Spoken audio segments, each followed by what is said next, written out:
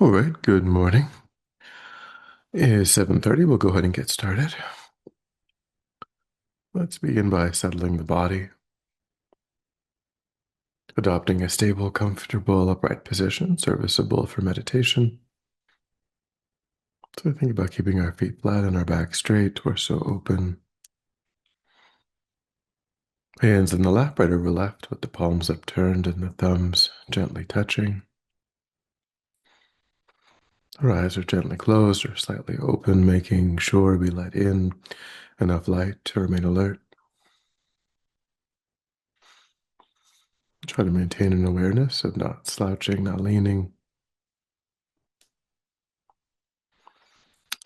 But we also let go of any unnecessary tension or rigidity in the body, relaxing into a stable, comfortable, upright position, just allowing the body to fall into place.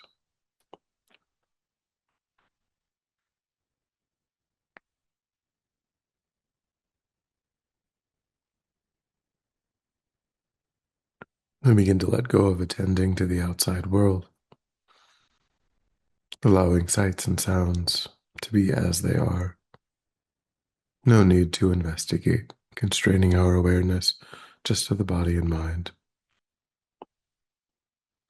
Concentrating that awareness in the present by attending closely to the physical sensation that accompanies the in-breath and the out-breath, and the space around the opening of the nostrils.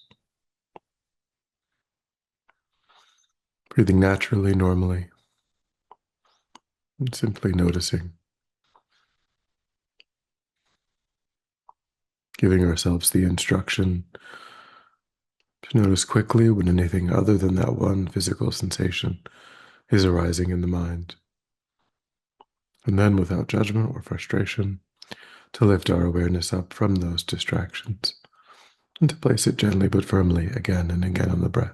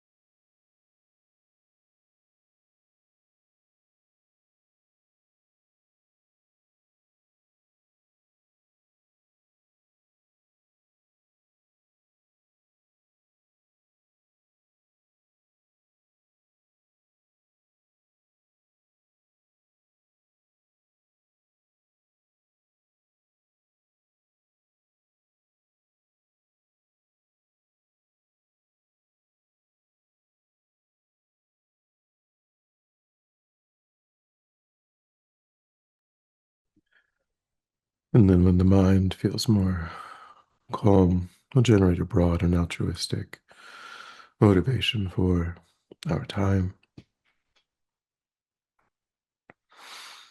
To take a moment to tap into, to recognize your own genuine desire, deep seated desire to be happy,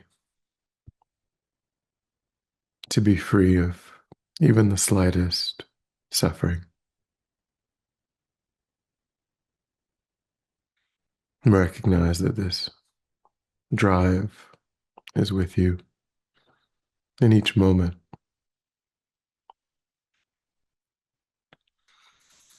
We even characterize our dreams when we're asleep, depending on whether we found them pleasant or unpleasant,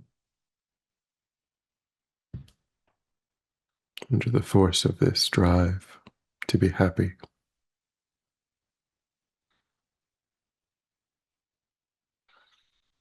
And recognize that there are no other sentient beings, whatever their age, their culture, their background, their decisions, their values. There are no other sentient beings that are not similarly situated. Oneself and every other sentient being is completely equal in that regard.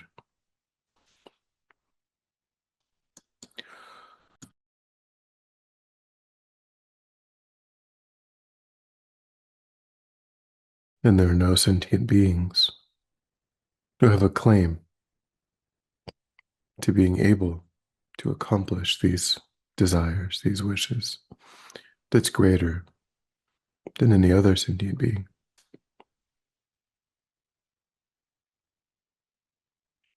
And yet I myself have lived as if my claim is greater than all other sentient beings.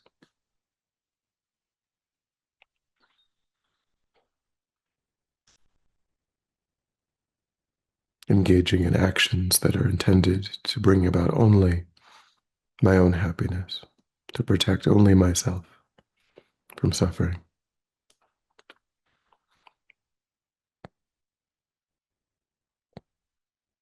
I think now is the time to overcome this self-centered mind, having embarked upon a spiritual path, having all of the necessary inner and outer conditions to accomplish that path.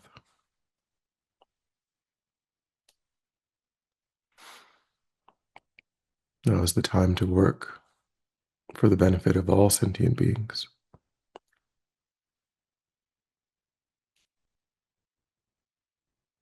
As I am just one, and sentient beings are limitless, numberless.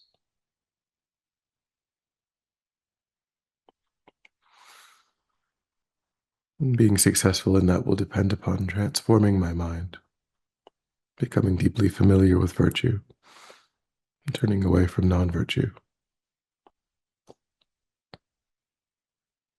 So we take that process of inner transformation as the purpose of our time.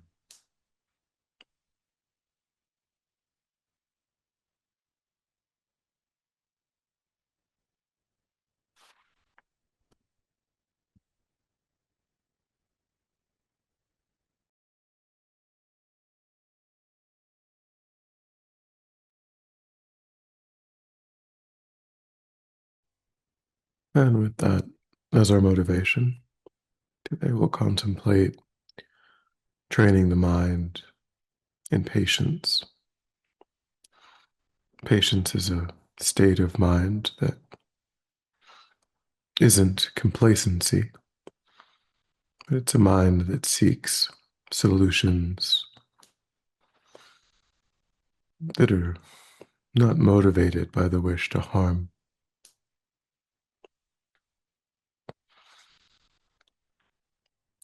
When we experience difficulty, when we feel that others are working against our interests or the interests of those we care about, then a mind of retaliation can arise. A mind that wishes for the other to come to harm. And we may try to cause that harm either through our words, our emotions, if not physically.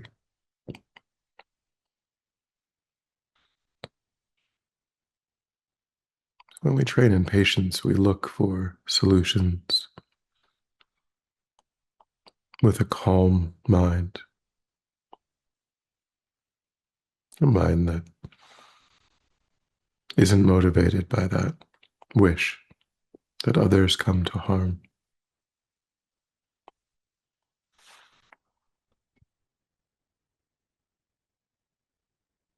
So if we think about the benefits of training the mind,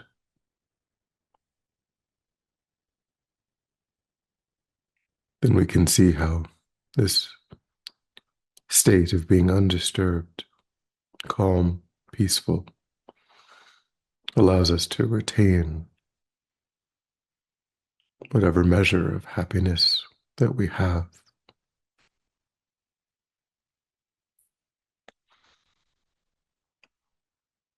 The wish to cause harm deeply agitates the mind, makes it unpeaceful, and we ourselves suffer as a result.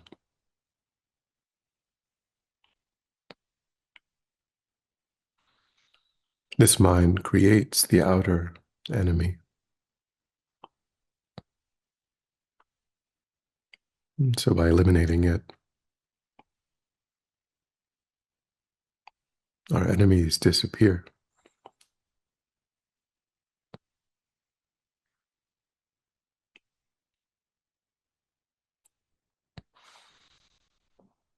The mind of anger, the mind that wishes to harm, gives rise to many negative actions, which ripen as our own suffering, in addition to causing suffering for others.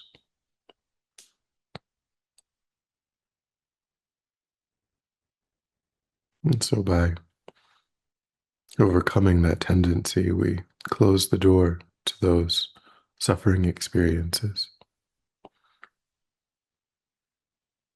And we create a situation where we live a life without regret.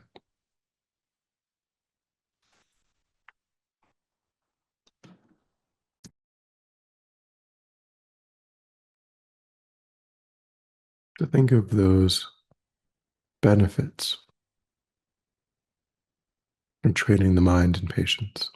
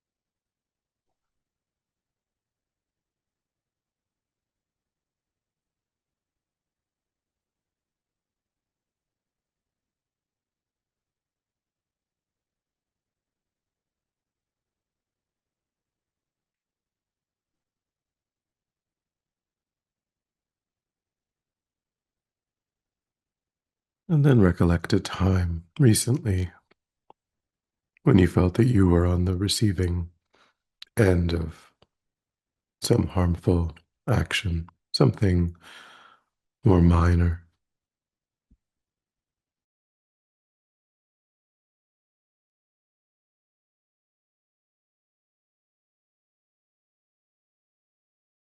and think that the person who engaged in this harmful action themselves was under the influence of strong affliction,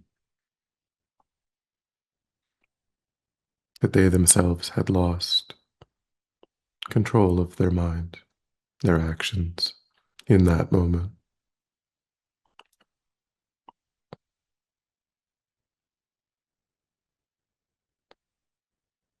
And so in that way that they can be seen as an object of your own compassion.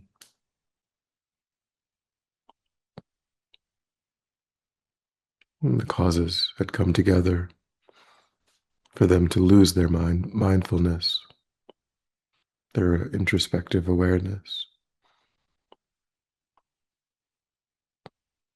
And they were powerless to do anything about it in that moment.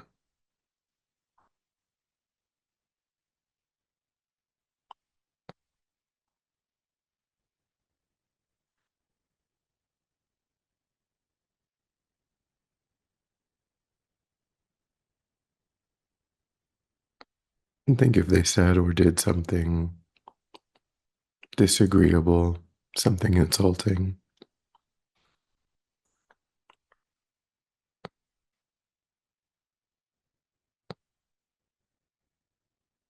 then what harm is really received by such insulting, disrespectful behavior?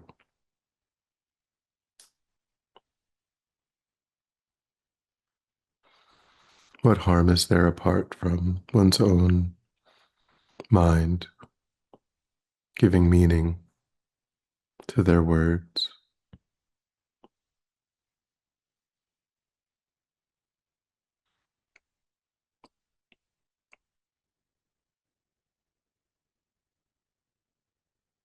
Apart from my own mental fabrication?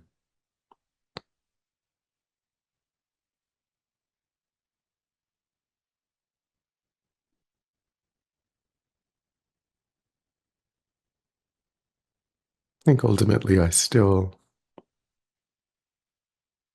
have my own Buddha nature,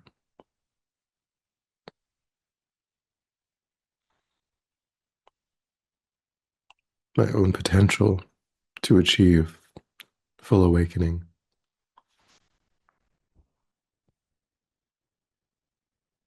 That nature is the fundamental nature of my mind, pure, unstained,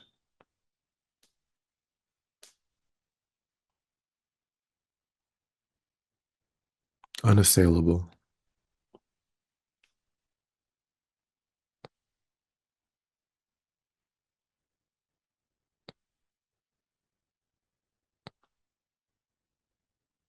So ultimately, what harms me is my own mind of anger, not their action.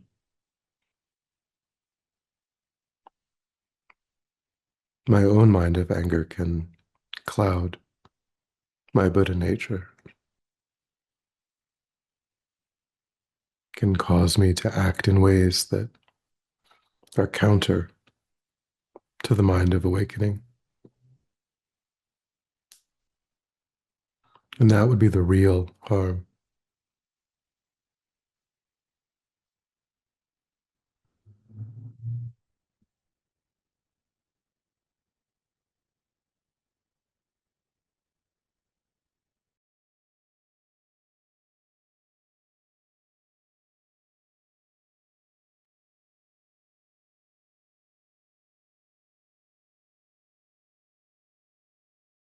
And then think again and again, I've trained my mind to only see difficulty as something to be avoided.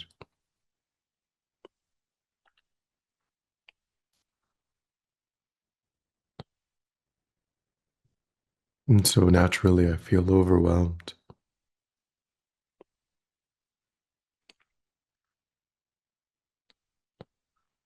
but recognize that these difficult circumstances can teach me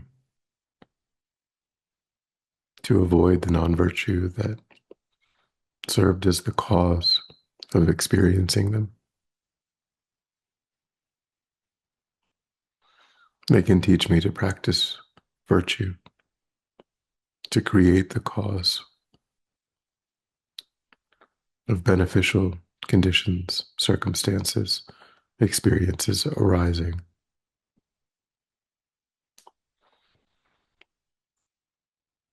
And they can help me to generate the mind of definite emergence, the mind that understands that difficulties are the nature of ordinary cyclic existence.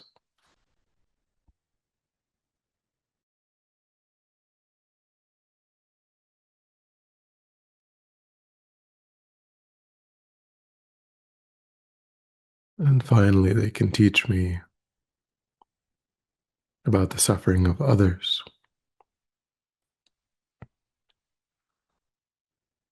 and therefore help me to generate compassion and bodhicitta.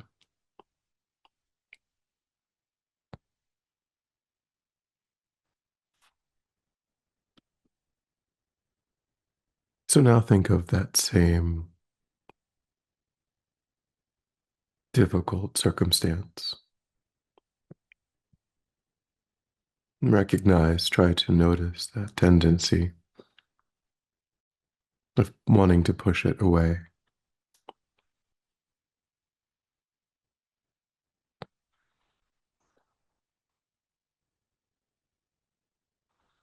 Now see it not only through the lens of compassion for the other,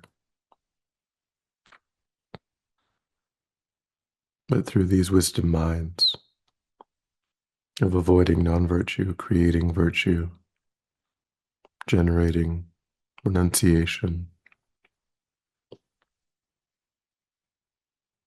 and compassion leading to bodhicitta.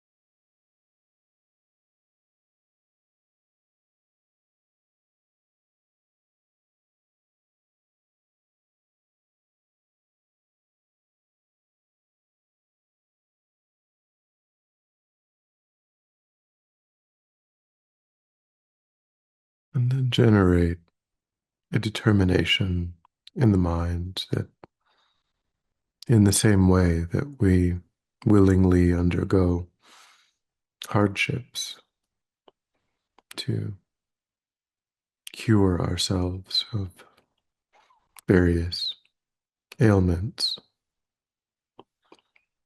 through medication or surgery,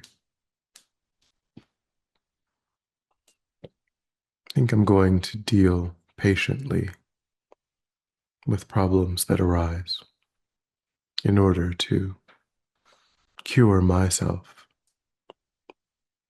of the disease of anger and its imprints in my mind, to finally rid my mind of the habit, the tendency of responding to harm with harm.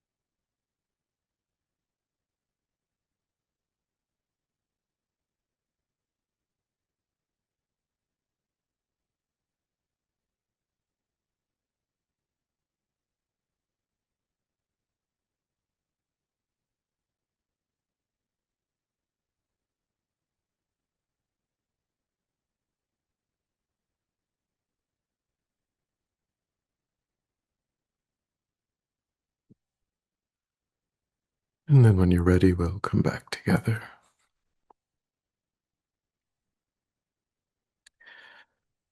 And we'll dedicate.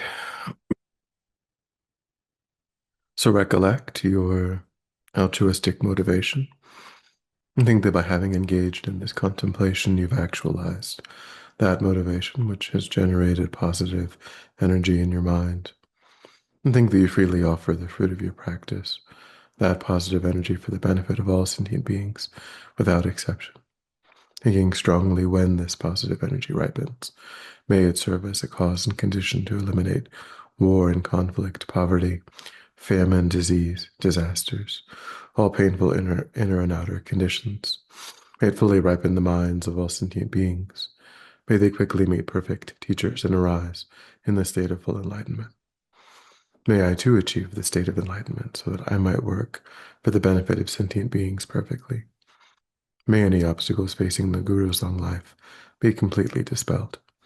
May I and all sentient beings in this moment come under the joyful care and guidance of enlightened beings. May we be guided and protected until we swiftly achieve that state of enlightenment. Thank you.